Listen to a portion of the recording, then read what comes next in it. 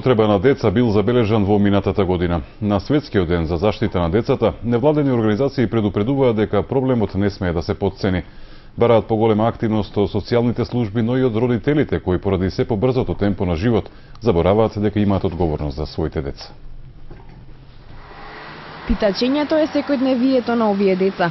Наместо во училишните клупи, тие со своите врсници другаруваат на улица. Заработуваат за себе и за своето семејство, несвесни дека тоа е погрешно и дека вистинското место за нив е училиштето. Многу често нивниот труд уште повеќе го злоупотребуваат родителите, одземајќи им ја дневната заработувачка. Што ќе си купиш со парите? Леп. Леп? Друго? Ништо. Колку собираш вака по раскрсници во текот на денот? 500. 500 денари. И сите остануваат за тебе? Сите?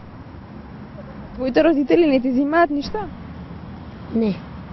Освен социјалната исклученост, децата многу често се жртви на физичка, психичка и сексуална злоупотреба.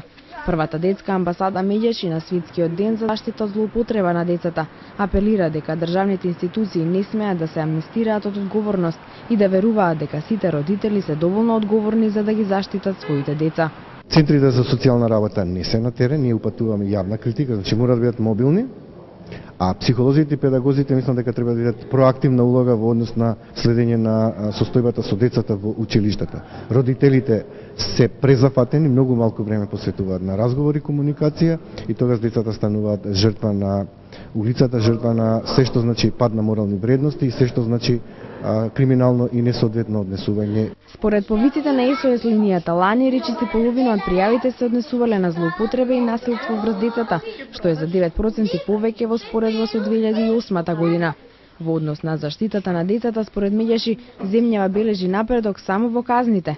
Сега минималната казна за педофилите е 8 години казна затвор. Авторка